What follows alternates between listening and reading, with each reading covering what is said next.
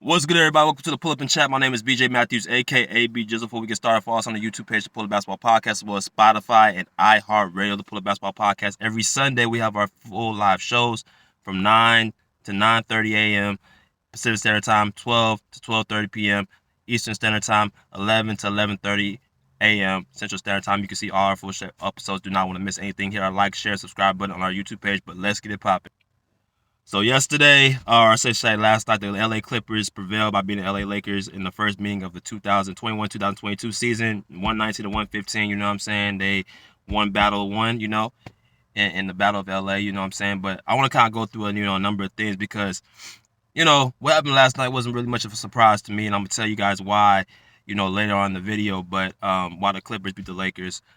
Um, I've mentioned plenty of times the Lakers are not winning the championship. They're not coming out the West. As a matter of fact, I feel like I've given them so much more respect than what I should have gave them earlier through the season, because what I said at first was I felt the Warriors are going to be the dark horse and the Lakers will win the Western Conference championship if Kawhi wasn't there, and I thought the Clippers will win the Western Conference championship if Kawhi is there. When in reality, what I should have said and what I should have went with is the Warriors are going to come out the West if Kawhi is not there, and the Lakers are probably not even going to be a top-rooted seed team, because what I'm saying is they're not able to compete with a lot of these other teams. When I look at this Laker team, I see a team that is built off of reputation and what's on paper instead of what's in front of us on the TV screen on the basketball court. Your reputation can only take you so far.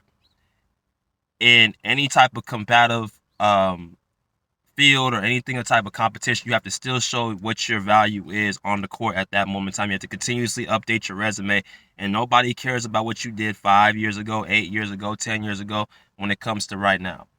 And that's why I feel like the Lakers have been banking on. I think the media still is not telling the truth to a lot of these fans or Laker fans. You're not telling the truth to what the Lakers really are. And I feel like that's where like a lot of people are still being shocked, because I'm going to be very honest. I was a Kobe Bryant fan. That's my favorite player of all time, Kobe Bryant. So I had to support the fan base of the Lakers, but I used to always hear a lot of times that Laker fans were delusional. And of course, I felt like, okay, I pushed back on that because, Kobe was my guy. And it's like, of course, if you rock with a certain team or player, you're going to always defend that team or player. But I'm starting to see what people meant on the outside. The Lakers have been used to winning for 17 championships, being spoiled. When they don't get their way, they want to trade everybody. So I was watching a lot of, the post-game. I watched a lot of the post-game press conferences and stuff like that, and, the after-show analysis with the commentators and stuff like that. So I heard Stephen A. Smith say they were going to probably fire Frank Vogel. Frank Vogel, of course, you guys know, the Lakers head coach. I think that when they talk about firing Frank Vogel, they're looking to run for another reason why that the Lakers did not work, instead of just saying that these other teams are better. We keep saying it's too early. We keep saying that the Lakers are going to figure out. We keep saying the Lakers are going to do this, that, and the other. One problem with that people are missing. While you're figuring it out, while you're trying to get it all together, these other teams are going to get better and better. Golden State is going to get better, even though they're pretty much down their head of everybody else in the league. Phoenix Suns are going to get better. The Clippers, once they get Kawhi back, is going to be better.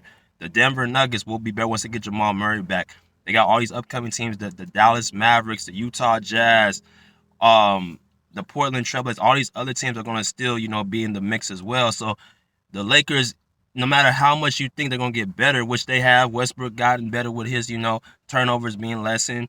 You got other key contributors coming in, Malik Monk and Carmelo and things of that nature.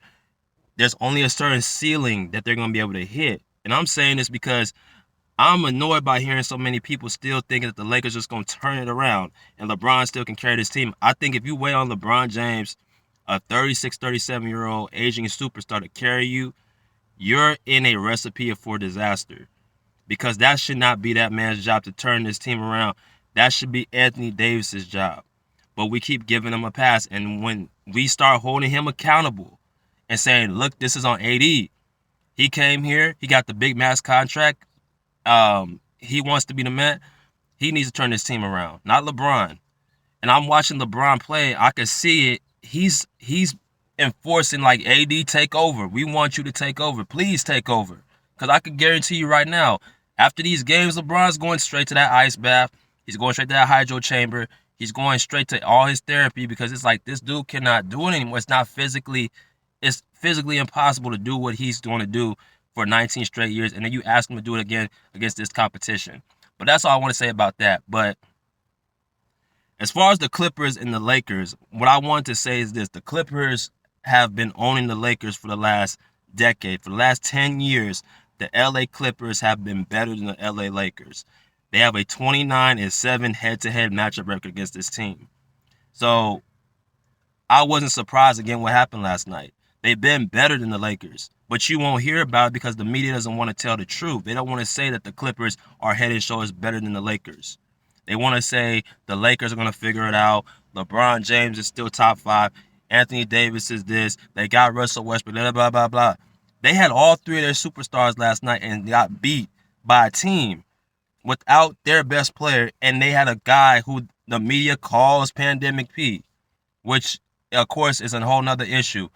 But you can't even beat that team. So what the hell you think going to happen when you face the Warriors, the Suns, the Clippers full strength, the Nuggets? What you think gonna happen when you face these other teams? Y'all have had the easiest schedule pretty much throughout the entire NBA. Well, one of the easiest schedules, right? And y'all, I think they're at 500 right now. No, they're 12-13, I believe, if I'm not mistaken. They're about 12-13, which is still their winning record for the standards that they've had set early on through this year. It's amazing to me that people still think this team is going to turn around, and I guess it's because they keep getting lied to by the media. But that's why I'm here, to spread the truth and actually say that what's being put in front of us is what they are.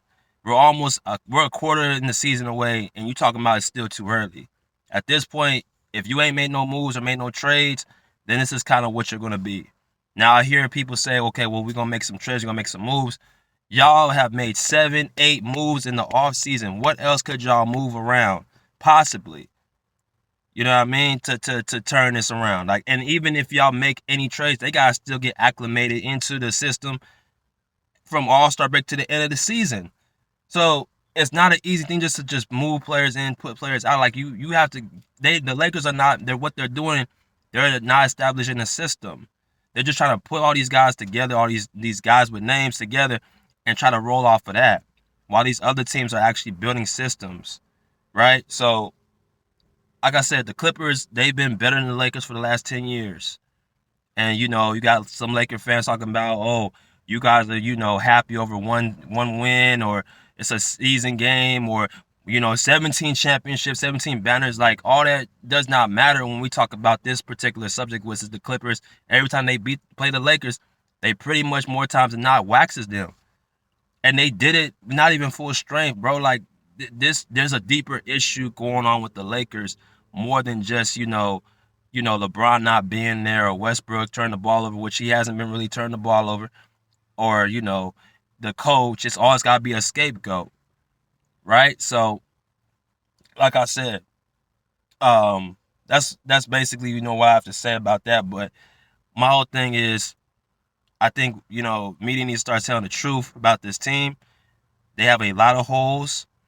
I feel like they made a mistake putting Westbrook there, even though Westbrook is not bad. But we want to talk about winning a championship against these other teams that can shoot the ball consistently well. They're not going to be a real big threat to them. So that's all I got to say about that. But pull up a seat, pull up a chair, pull up. Peace. Out of here like swimwear.